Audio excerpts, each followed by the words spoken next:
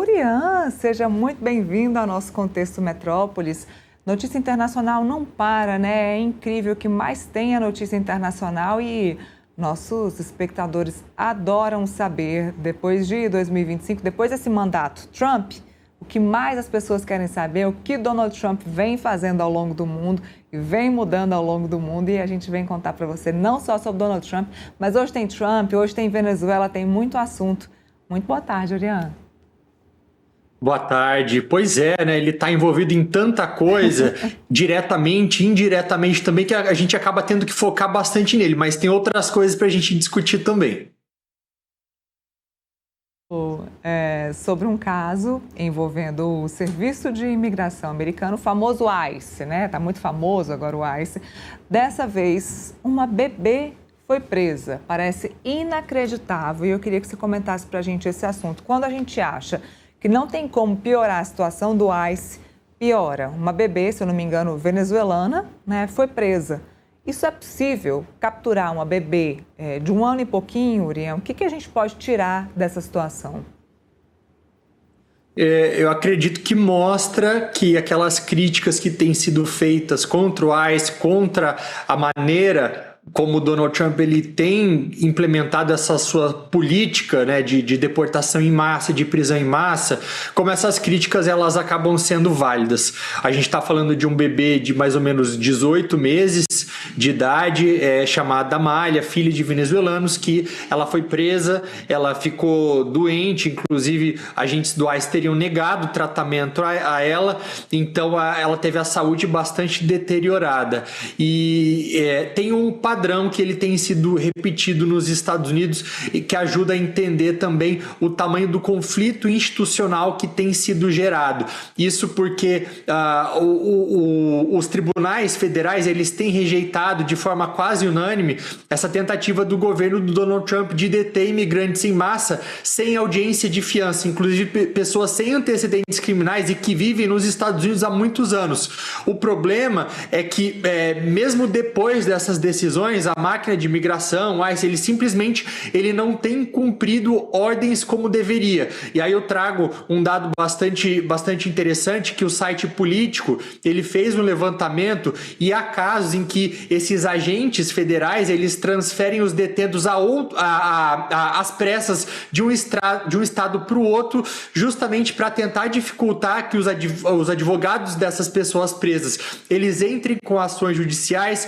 Em outros casos, eles mantêm pessoas presas durante dias ou semanas, mesmo depois dos juízes terem determinado a libertação imediata dessas pessoas. Isso vem acompanhado também de alguns atrasos intencionais, para que essas pessoas não sejam soltas. Então, além de todo esse fator desumano da prisão de crianças, da gente ver de fato o Estado negando o acesso à saúde de crianças presas, tem toda essa questão da justiça, que isso é nada mais, nada menos do que uma crise institucional, porque como pode o judiciário norte-americano determinar que algo seja feito e isso ser negado, ou haver uma tentativa de driblar o cumprimento dessas ações. Então, isso é bastante preocupante nesse aspecto também, Neila. Urian, o que acontece com as crianças que são levadas pelo ICE? O que acontece daqui para frente, por exemplo, com essa criança de 1 ano e pouco, 1 ano e meio?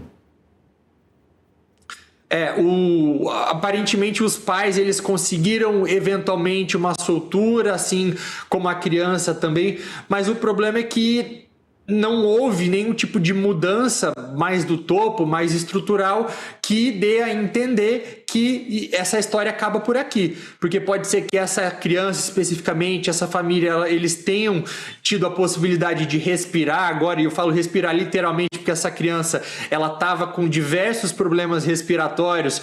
Eu estava vendo uma matéria que dizia que ela estava com diversos vírus, tanto de Covid-19, SARS também, então estava uma situação bastante complicada, mas não tem nenhuma decisão que dê a entender que a abordagem ela tenha mudado.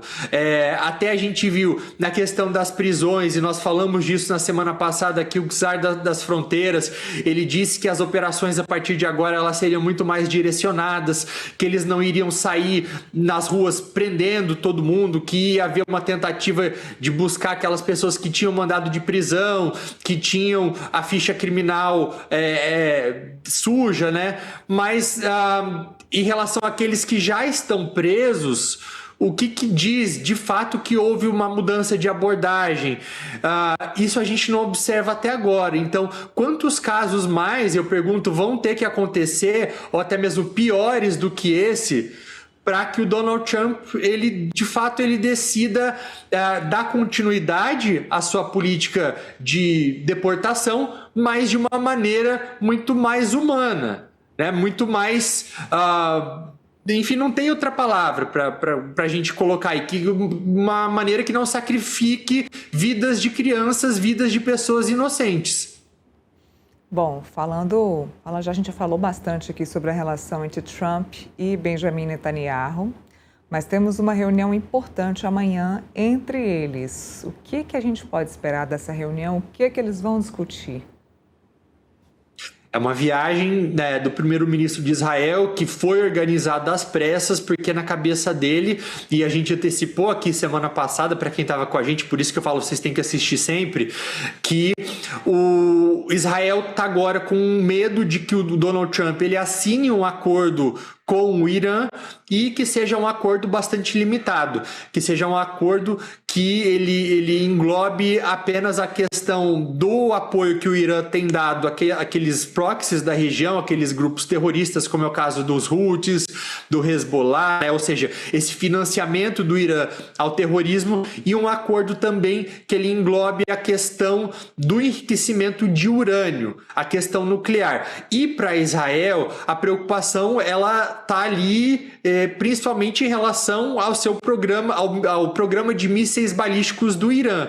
E o que eu observo aqui é que o Irã ele está testando, sim, de forma bastante calculada até onde ele pode ir sem abrir mão daquilo que realmente importa para o regime. Alguns setores do poder iraniano, eles começaram a sinalizar que existe sim a possibilidade de concessões bastante limitadas, né, estritamente nucleares e ainda assim condicionadas ao alívio daquelas sanções contra o país, mas nem de longe isso chega ou chegaria ao nível do que o próprio Irã aceitou lá em 2015, quando ele concordou em limitar o enriquecimento do o enriquecimento do urânio a níveis muito baixos por um período bastante longo. E aí eu estava vendo mais cedo também um relatório do Institute for the Study of War.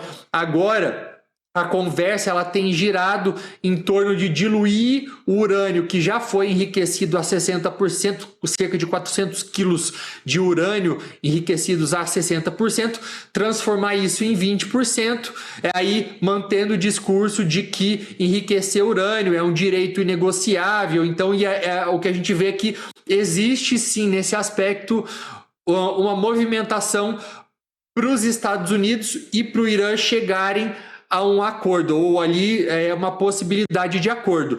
Israel olha para isso, começa a ficar preocupado e se pergunta, e os mísseis balísticos? Então, essa viagem, acima de tudo, ela é isso. É o Netanyahu tentando influenciar o Donald Trump para que ele não aceite qualquer coisa, porque não apenas Israel estaria ameaçado com esse programa de mísseis balísticos, o Irã ele teria ali em torno de 2.000 mísseis, podendo eventualmente produzir cerca de 300 novos mísseis todos os meses, podendo ali também acumular um número de 10, 12 mil, o que representaria uma ameaça iminente para Israel.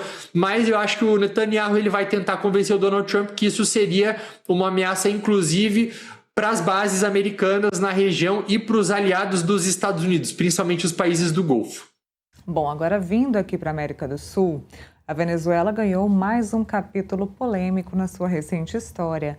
Juan Pablo Guanipa, que é aliado de Maria Corina Machado, líder da oposição, foi preso preventivamente. Qual foi a justificativa e o que isso significa, Urian, para esse momento político do país?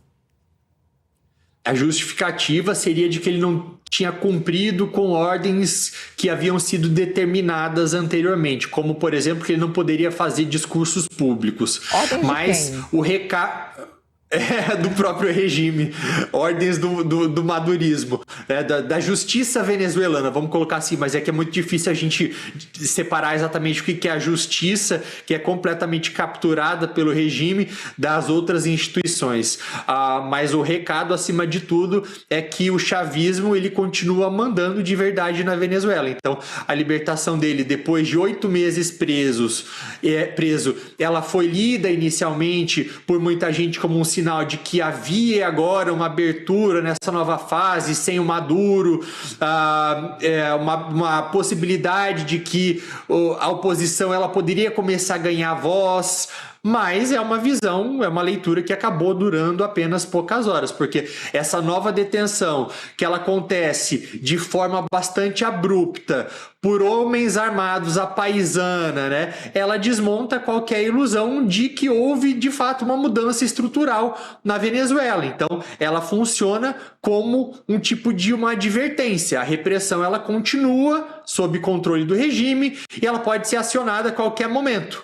Então, ele sai da prisão, ele vai às ruas, ele recebe o apoio popular, ele participou de um ato pequeno até, mas um ato espontâneo em Caracas, e isso foi o suficiente para que o poder ele mostrasse que ele continua nas mãos do madurismo, na figura da Delcy Rodrigues, e é um recado que foi dado, que nada mudou, que existe uma continuidade daquilo que já acontecia antes, né?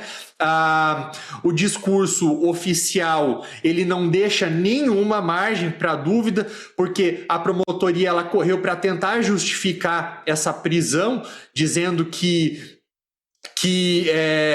ele não cumpre com aquilo que havia sido concordado, mas é isso, assim, o madurismo continua, não houve mudança de regime e está lá mais forte como estava antes, sem o Maduro apenas. Exatamente, sem o Maduro apenas. E a gente segue acompanhando. Amanhã tem esse encontro de Netanyahu e Donald Trump. E a gente segue na quinta-feira para comentar esse assunto. Urian, muito obrigada pelas análises, explicações, para mim e para quem está nos acompanhando. Até quinta-feira. Obrigado, prazer estar aqui e até quinta-feira.